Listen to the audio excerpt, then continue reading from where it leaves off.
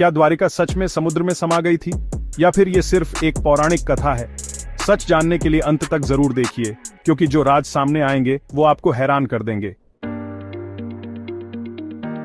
भगवान श्री कृष्ण का जन्म मथुरा में हुआ था, लेकिन उनका पूरा बचपन गोकुल में बीता।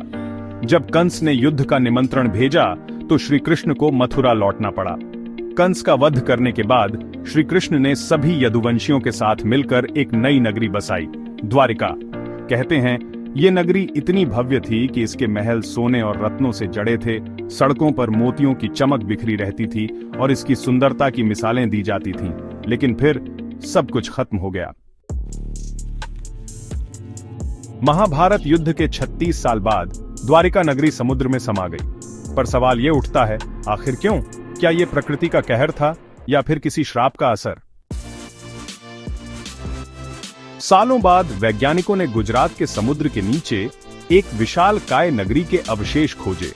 वहां मिले प्राचीन अवशेषों ने यह साबित किया कि समुद्र में डूबी वो नगरी कोई और नहीं बल्कि भगवान श्री कृष्ण की द्वारिका थी।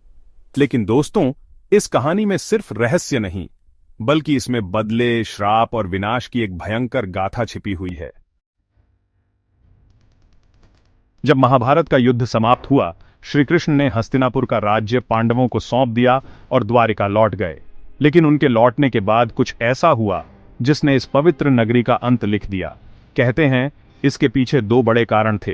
पहला, माता गांधारी का श्राप, और दूसरा, ऋषियों द्वारा श्री कृष्ण के पुत्र सांब को दिया गया भयंकर श्राप। पहले जानते हैं गांधारी के श्राप की कहानी। महाभारत के युद्ध में सभी कौरव मारे जा चुके थे। गांधारी का पूरा वंश खत्म हो गया था। जब श्री कृष्ण हस्तिनापुर पहुंचे तो गांधारी का दिल दर्द और गुस्से से जल उठा। वह मानती थी कि अगर श्री कृष्ण चाहते तो ये युद्ध रोक सकते थे, लेकिन उन्होंने ऐसा नहीं किया। अपने पुत्रों के खोने के गम में डूबी गांधारी ने श्री कृष्ण को श्राप दिया, गांधारी वियो, जिस तरह मेरे पुत्र इस युद्ध में मारे गए, उसी तरह एक दिन तुम्हारा पूरा यदुवंश नष्ट हो जाएगा और तुम्हारी द्वारिका नगरी समुद्र में समा जाएगी। श्री कृष्ण मुस्कुराए और उन्होंने गांधारी का श्राप सिर झुकाकर स्वीकार कर लिया। पर क्या आप जानते हैं कि श्री कृष्ण को इस श्राप से डर नहीं लगा, बल्कि वो चाहते थे कि ऐसा हो। अब आप सोच रहे होंगे कि वो ऐसा क्यों चाहते थे, है ना? इसके पीछे एक गहरा कारण था। महाभारत के युद्ध के बाद धरती पर धर्म की पुनर्स्थापना हो चुकी थी, लेकिन द्वारिका में अधर्म बढ़ने लगा था।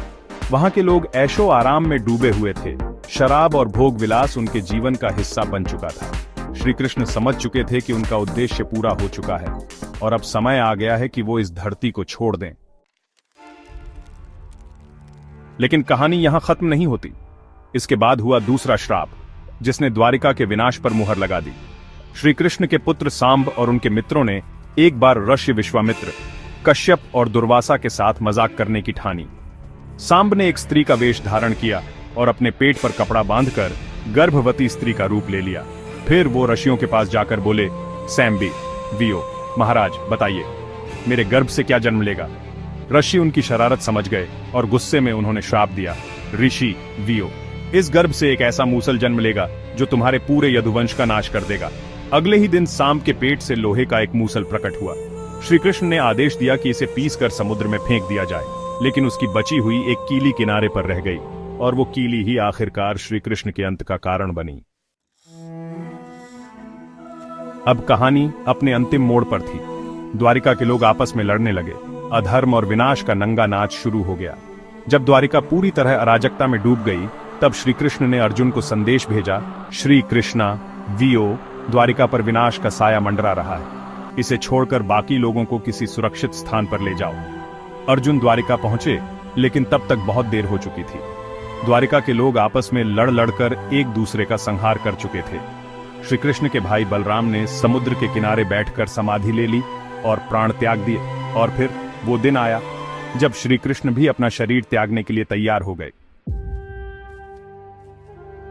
वो एक वन में चले गए और एक पेड़ के नीचे बैठ गए। तभी एक शिकारी ने दूर से उनके पैर का अंगूठा देखा और उसे हिरण समझकर तीर चला दिया। वो तीर उसी लोहे की कीली से बना था जो समुद्र में फेंका गया था। तीर उनके पैर में लगा और श्री कृष्ण ने वहीं पर अपने प्राण त्याग दिए। जैसे ही श्री कृष्ण ने देह त्यागी, द्वारिका में समुद्र की लहरें उठने लगीं। अर्जुन ने जितने लोगों को बचा सकते थे उन्हें लेकर हस्तिनापुर की ओर रवाना हो गए, लेकिन उनके जाते ही द्वारिका नगरी समुद्र में समा गई। 1963 में जब पुरातत्व विभाग ने गुजरात के समुद्र में खुदाई की तो वहां से 3000 साल पुराने बर्तन, इमारतों के अवशेष और कई प्राचीन वस्तुएं मिली। ये सबूत इस बात को पुख्ता करते हैं कि द्वारिका कोई कल्पना नहीं थी, वो सच में अस्तित्व में थी।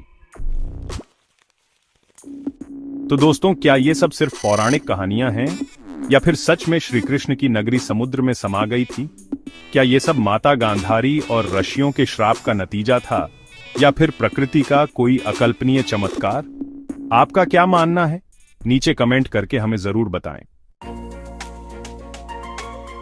अगर ये वीडियो पसंद आई हो तो इसे लाइक करें, अपने दोस्तों के साथ शेयर करें और ऐसी ही रहस्यमयी कहानियों के लिए हमारे चैनल को सब्सक्राइब जरूर करें।